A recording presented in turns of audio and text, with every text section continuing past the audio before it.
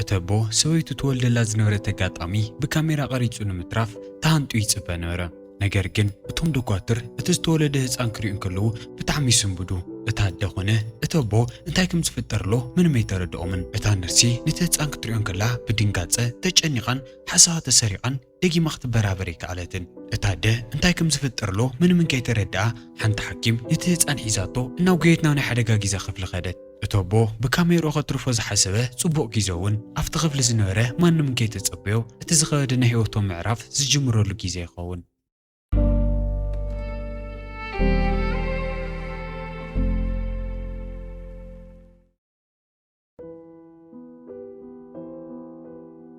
ኣብቶም ዝቕፅሉ 10 ዓመታት እቲ ቆልዓ ምስ ትንፋሱን ምርኣዩ ንቡር ንክኸውን ጥራይ 27 መጥዋሕትታት ክካየድ ከም ዝተገደደ ወለዱ ይነግሩና እዚ ኩሉ ዘቕንዝን ዝሳቕን ሕክምና እኳ ተሓለፈ ህይወቱ ግን ከም ታራ ቆልዓ ክነብራ ኣይከኣለን እዚ ኩሉ ድማ ሰንክት በርድ ፌስ ሲንድሮም ተባሂሉ ዝፍለጥ ብሳሕቲ ጥራይ ዝረአ ገጽ ናይ ምዝባዕ ባህሪ ዝነበሮ ሕማም ስለ ዝተጠቕዐ እዩ እዚ ፍሉይ ትርኢቱን መልክዑን ድማ ካብ ንእሽተዩ ጀሚሩ ዓብዪ ጽልዋ ይፈጥረሉ ነይሩ ሰባት ከይላገጽሉ ወይ ድማ ንኸይፈርሕዎ ድማ ናብ ዝኸደ ይኸይድ ካብ ርእሱ ፈጺሙ ዘየውፃ ናይ ኣስትሮናት ሃለሜንት ነይራቶ ኣዲኡ ኢዛቤል ነዚ ናይ ተነቃፊ ስምዒቱ ንምክልኻል ኢላ ብጥንቃቐ ተንከባኺባ ንኽተዕብዮን ከተምህሮን ስራሓ ገዲፋ ኣብ ገዛ ምስኡ ምውዓል ትጅምር እንተኾነ ግን ምስ ዓበየ ምስ ሰባት ዘለዎ ርክብ ንኸይጉዳእ ምስ በዓል ቤታ ኔት ብምምኻር ናብ ሓቀኛ ትምህርቲ ቤት ክትሰዶ ወሰነት እዚ ውሳነ እዚ ንኦጊ ናይ ዓብዪ ፍርሕን ጭንቅን እተዎ ኣብ ዝቕፅል መዓልቲ ኢዛቤላ ወዳ ኦጊ ኣብቲ ትምህርቲ ዝጅምረሉ ሰዓት ኣቐዲማ ትመጽእ ምስቶም መምሃራንን እቲ ኸባብን ዝበለጸ ላሚዳቶ ንኽትጸንሕ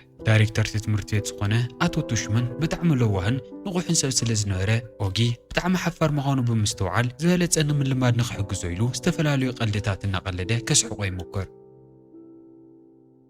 ድሕሪዚ ኣቶ ቱሽመን ኣብቲ ትምህርቲ ቤት እናንቀሳቐሱ ምስ ኩሉ ነገር ንኸፋርጥዎ ሰለስተ ተምሃሮ ይጽውዕ ግን ኦጊ እቶም ቆልዑት ክሪእዎን ከለዉ ጀሚሮም ብመልክዑ ብጣዕሚ ከም ዝተጸየፍዎን ከም ዘስገልገልዎን ግልጽ ይኾነሉ ካብ ዓይነቶም ዓበይቲ ግልጽ ክብሉን ከለዉ ድማ ኦጊ ናይ መጨረሻ ዝፈርሖ ነገር ሕልሚ ቀትሪ ኮይኑ ክገጥሞ ይጅምር ጁልየን ምንም ከይመስሎ ገጽካ እንታይ ኮንካ ካብ ገዛኻ ወፂኻ ዘይትፈልጥ ሓቂኻ ኢኻ ከገዛኻ ዘይትወፅእ ብምባል ብዙሓት ቃላት ገይሩ እናፀረፈ ከሕፍሮ ይሞክር እቶም ካልኦት ኣዕሩኽቱ ሱቕ ንኽብል እናነገርዎ ኣብ መንጎኦም ሓያል ባእሲ ይለዓል እሞ ኦጊ መንጎ ኣትዩ ገጹ ከምኡ ዝበለ ሓዊ ነዲዱ ወይ ድማ መኪና ተጋጭ ዘይኮነስ ከምኡ ኢሉ ስለ ዝተወለደ ምዃኑ ብምንጋር ነቶም ዝፀርፎ ዝነበሩ ሓደሽቲ መምሃርቱ ክእርሞም ይጅምር ኦጊ ደፋር መሲሉ ንጁልየን ዋላ ይመልሰሉ ዳ እምበር እቶም ዓንተው ዝተዛረቡን ቃላት ሕጂ እውን ልቡ ጎዲኦም እዮም ምሸት ገዛ ክምለስ እንከሎ ኣዲኡ ኦጊ ብጣዕሚ ሓዚኑ ከም ዘሎ ተስተውዕል እሞ ኣብ ህይወት ኩሉ ግዜ ሕማቓት ሰባት ክገጥሙና ምዃኖምን ንሕና ናቱን ግዳያት ክንከውን ንኽእል ተፈቒድናሎም ጥራይ ምዃኑን ነጊራ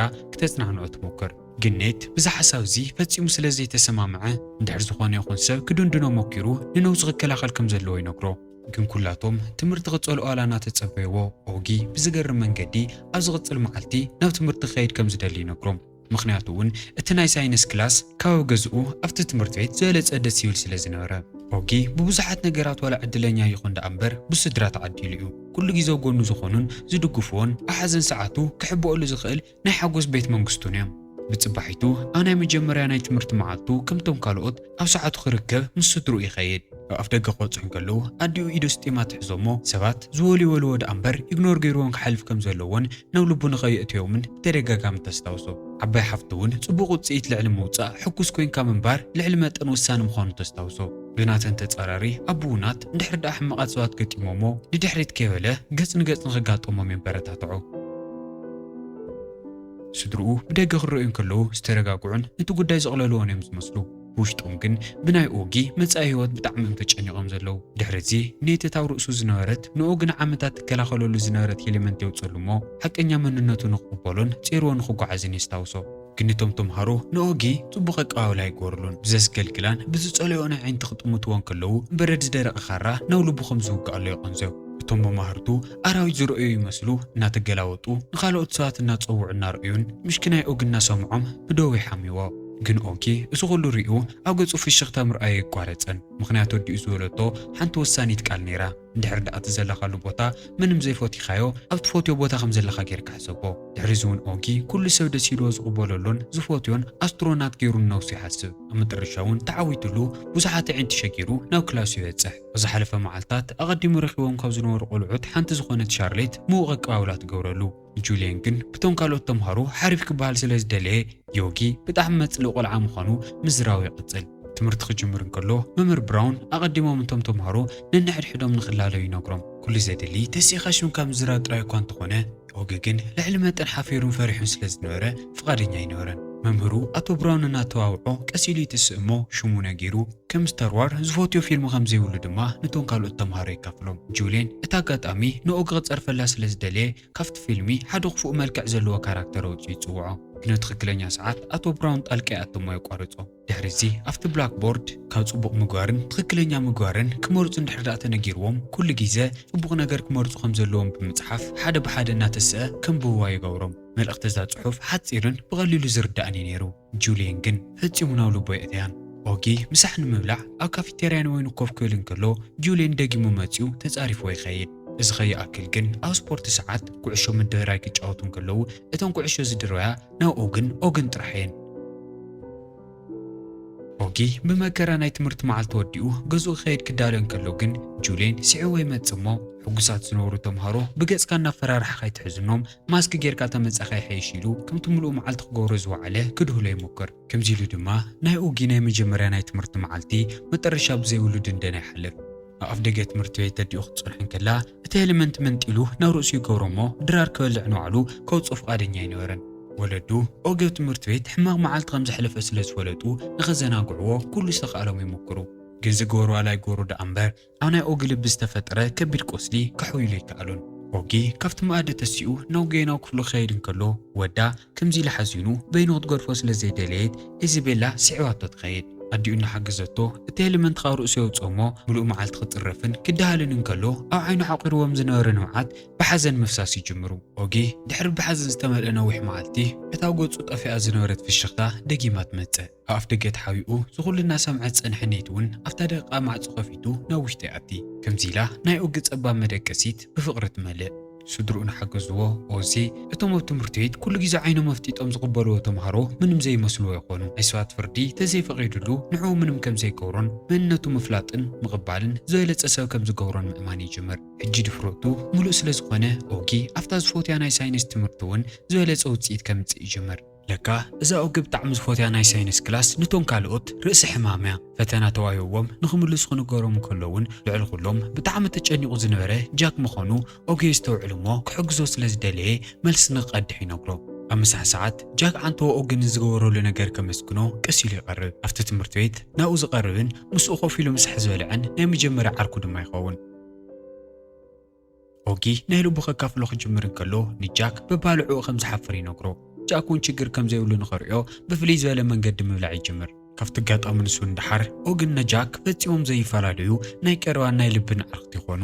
ኦጊ ንጃክ ሓደ መዓልቲ ከም ጋሻ ንገዝኡ ንኽመጽእ ይዕድሞ ኣዲኡ ኢዛቤላ ወዳ ከምዚ ኢሉ ምስ ካሊእ ሰብ ተፋቒሩን ተቐራሪቡን ክትሪኦ እንከላ ብታሕጓስ ካብ ዕንታ ክወርዱ ምስ ዝምክሩ ነበሩ ንብዓት ምባኣስ ትጅምር ወዳ ንነዊሕ ግዜ ዝምነዮን ዝደልዮ ነበረ ነገር ብምርካቡ ሕጉስ ምዃኑ ግልፂ ኮይኑላ ነይሩ ሰላናይ ዓርኩ ጃክ ሓገዝ እውን ኦጊ ሓፋር ምዃን ሙሉእ ንሙሉእ ይገድፎ ኣመና ደፋር ይኸውን ስለ ዝነበረ ንዓርኩ ጃክ ክዘናግዕ ኢሉ ብገጹን መልክዑን ምቕላድ ይጅምር ይኹን ደኣ እምበር እዚ ጽቡቕ ርክቦም እዚ ማንም ዘይተጸበዮ ኣጋጣሚ ይፈርስ ኣሜሪካውያን ሃሎዊን ኢሎም ዘኽብርዎ ዓብዪ በዓል ይመጽእ ብጣዕሚ ዝተፈላለዩ ናይ መፍርሕትን ናይ ፊልም ዝፍለጡ ሰባትን ክዳውንቲ ተኸዲኖም ዝውዕልሉ መዓልቲ እዩ ነይሩ ዝበዝሕ ሰብ ገጹ ዝሽፈነሉ ዕለት ስለ ዝነበረ ኦጊ መንነቱን ከይተፈረደ ምስ ካሊእ ሰብ ማዕረ ዝኾነሉ መዓልቲ ስለ ዝነበረ ብጣዕሚ ዝፈትዮ ነይሩ ምስ ዓርኩ ጃክ ክዘናግዑ ንኽጽውዖ እናኣሎሽን ኣብቲ ክላሱ ክኣቱ እንከሎ ግን ጁልየን ከምቲ ዝተለመደ ንኦጊ እናቐለደሉ ይጸንሕ ገጸይ ከም ናይ ኦጊ ክፉእ ተዝኸውን ነይሩ ፈጺመ እየ ገጸይ ከርኢ ዘይምደፈርኩ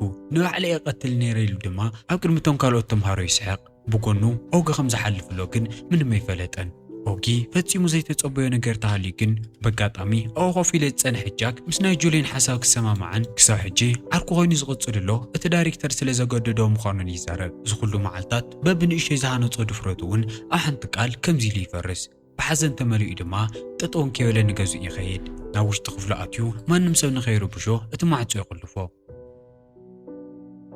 اوغي حماكم زولو زستوعبت عباي حفتو فيها ناوش تخفل تمص امو او عرات خفيلا انتي كم استفطرت حتو እቲ ታሪክ ብደንብ ጌራ ድሕሪ ምስማዕውን ሓደ ሰብ ኣብ መዓልታዊ ህይወቱ ዓብዩ ንኽበሃል ኩሎም ዓይነታት መሰናኽል ግድን ክገጥምዎ ከም ዘለዎም ተረድኦ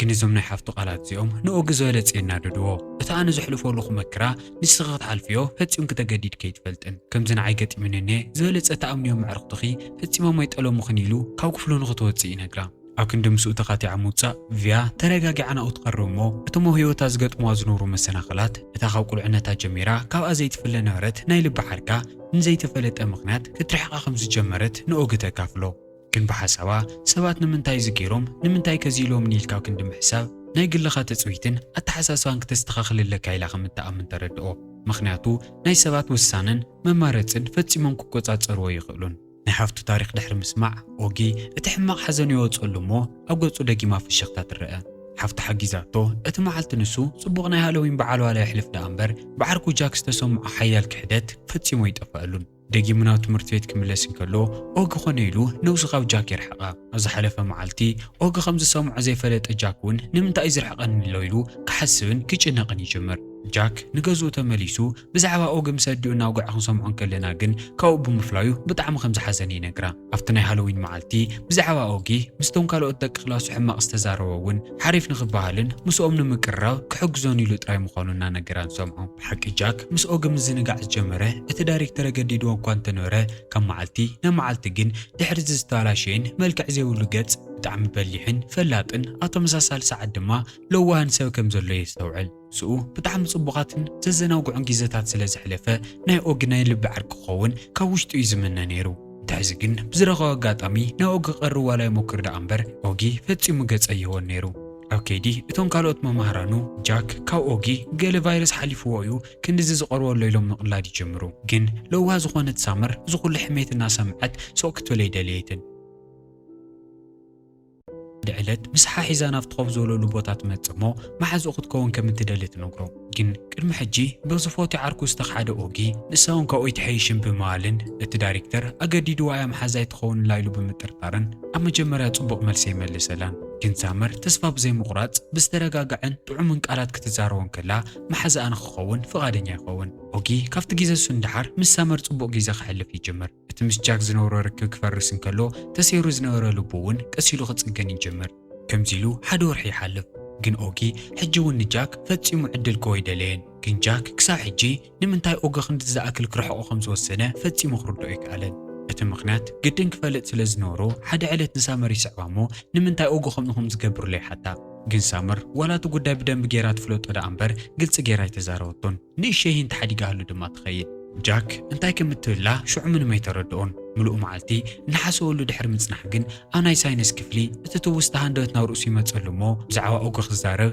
كم زي له نخرغاغص ندحري تگمتيلو ريوز نور ناي سكيري ماسك زغور قلعه اوغ مخان يفلط افتا ساعات نسا نسوخي حسو ادناقوت كالوت ممهرانو نخركيلو ترايز تزارو زروا نوغي لبو خمز سوري يردو ملؤ سونتو حيال ناي تاساس معده اي سمع ينبر كم يغيرو نوغ خحسو خمز قال من ما يفلطن افتا ساعات ساغن اتا ممهر كترود ازمصت تمثل وجل عيتهم مو ببونبرم غون نغون زلو تمهارو بحد نخونو ولا تزي تزاربت جولين اوغ بينو غورو دليو نجاك مسو خون انكان تنغرو فقادنيا ينورن جنجاكون مس اوغ خون كم دل خزارون كلو اوغ فقادنيا يكونن سخاده خون سلسته جولين اعرفت نجاك يسعومو امتى اغان زطفو غصو كندز تكلاخلو لخايلو نوغ خطارفو يجمر عركو كمزيلنا تتصرفه سوق كل زي دلي جاكن زليلو نجولين يتقعمو اما اخلتم تمهرو قلس يجمرو مترشاه اتباس بممهر براون مصيتو يبلو جن كفالاليو من كلو جاك ما نمن كي تتصبيو نام ممهر براون تتصقعو عين خو صخصا زولا مكاي يجمر اوغي ازا ساعات زي يستردو جاك معرخندي كم ما حزا خمز قرو اتو بوشمن بزعواتو قداي بدن بغيرو دحر مصراي كبيد مقصعت ولا قصعنا تتصبيو يقرتا زي كتحاتاتو كالي يغبرن كل زفتر نهر نجر برحقتنا رأيت صنح اوغي جاك معرخندي لبو تغوديو خمزلو دحر مستوعل اتنعو زنور حيال صلئي كقنس يجمر ኣብቲ ምሸት ንሱ እቶም ክልተ ኣዕርኽቲ ኦንላይን ጌም እናተጫወቱን ከለዉ ኦጊ ንጃክ ሰላምታ ይሰደሉ እሞ ጃክ ክቕበሎም ከሎ እቶም ነዋርሕ ተፈላለዮም ዝነበሩ ዝፋተዉ ኣዕርኽቲ ናብ ናይ ቀደም ፍቕሮም ይምለሱ። ብዙሕን ከይጸንሐ እቲ ጉጅለ ዕዮ ይጅምርዎ እሞ ተወዳዳሪ ዘይብሉ ምስሊ ዘንጸባርቕ ዓብዪ ሳንዱቕ ብምስራሕ እቲ ሽልማት ብዙሕ ሰብ ከይተፎኻኸሮም ይወስድዎ። ኣብ ተጻራሪ ኣንፈት እቲ ትምክሕተኛ ጁልየን ሰንኪ ብዙሕ ጌጋ እቲ ዝሰርሖ ፕሮጀክት ብተደጋጋሚ እንትበላሸ ይርኦ።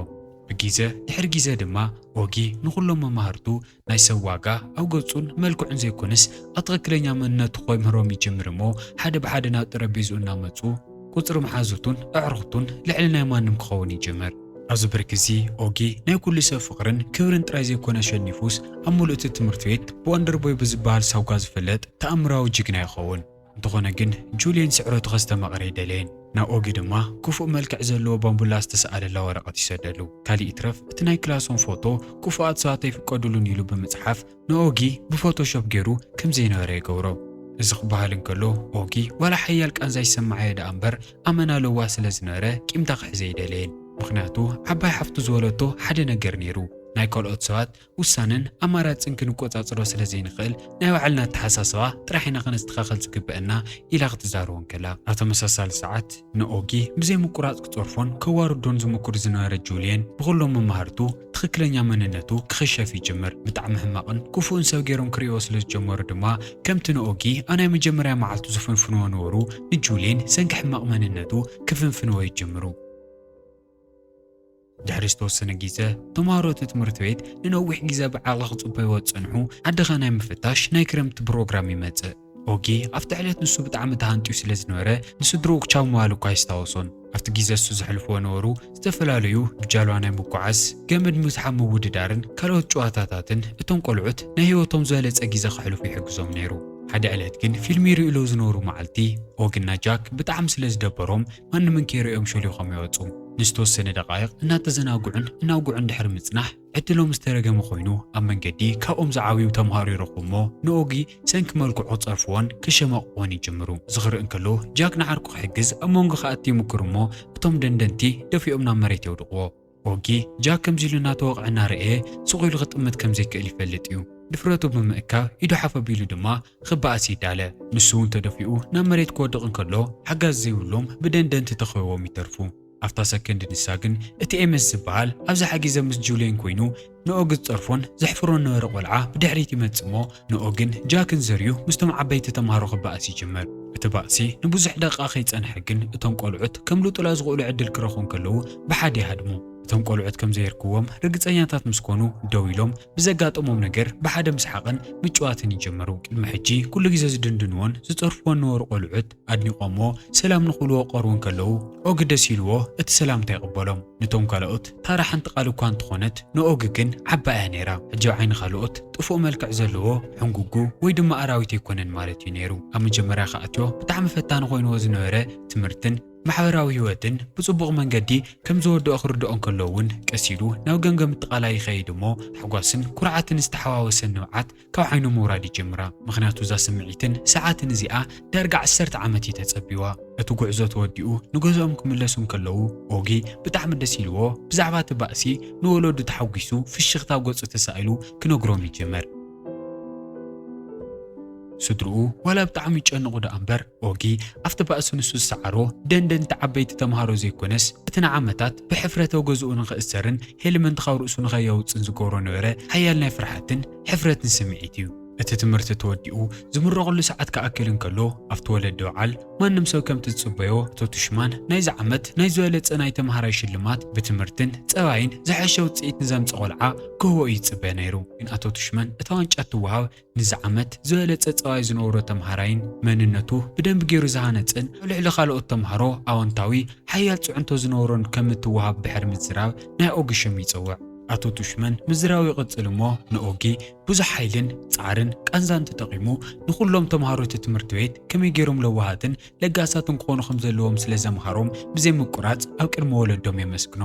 እቲ ኣዳራሽ ፈጺሙ ብዘይቋረጽ ካብ ኩሉ ኣንፈት ብዝመጽእ ዝነበረ ጣቕዒት ይመልእ። ኦጊ ዓይኑ ከኣምን ኣይከኣልን። ከምኡ ዝበለ ሰብ ከምዚ ዝበለ ዓብዪ ዋንጫ ክሽለም ፈጺሙ ሓሲቡ ኣይፈልጥን። እታ ረዛን ሜዳልያ ኣብ ኢዱ ሒዙ ኦጊ እቱ መጀመርያ ግዜ ናብቲ ትምህርቲ ቤት ክመጽእ እንከሎ ዝጸርፍዎን ዘሕፍርዎን ነበሩ መማህርቱ ደገፍቱን ናይ ልቢ ዕርኽቱን ኮይኖም ከጣቆሎ ክሪኦም እንከሎ ብጣዕሚ ሕጉስ ይኸውን። ኣብ ሰዓት እዚ እቲ ብበርድ ሲንድሮም ዝተጠቕዐ ገጹ ብኹሉ ሰብ ክጽረፍን ክግለልን ዝገብሮ ሓያል ሸኽሚ ዘይኮነስ ብዙሕ መከራታት ኣብ ዝሸገረሉ ኣብ ናይ ዕቤት መንገዲ ዝዓበየ ሽልማት ይኾኖ። ናይ ሎማዓንቲ ፊልምና ብዛዕባ መሰናኽል ምሽጋርን ምዕባይን ኣብ ህይወት ዘለና ቁፅፅርን ትፅቢትን ዘምህር እዩ። ኦጊ ክውለድ ከሎ ኾነ ክዓቢ ከሎ ምንም ዕድለኛ ኣይነበረን። ቃንዛ ዝተመልኡ 27 ናይ ገጽ መጥባሕትታት ዋላ ይካይድ ቃንዝኡ ብንእሽተይ ዝቐለለ ኮይኑ እምበር ፈጺሙ ኣይጠፍአን። ማዕረ ክንደይ ጥዑይን ለውሃን ሰብ ዋላ ይኹን ደኣ እምበር ሰንኪ መልክዑ ጥራይ ካብ ማሕበረሰብ ተገሊሉ እዩ። ስምዒቱ ንምሕላይ ናይ መጨረሻ መከላኸሊቱ እታ ኣብ ርእሱ ዘቕምጣ ዝነበረ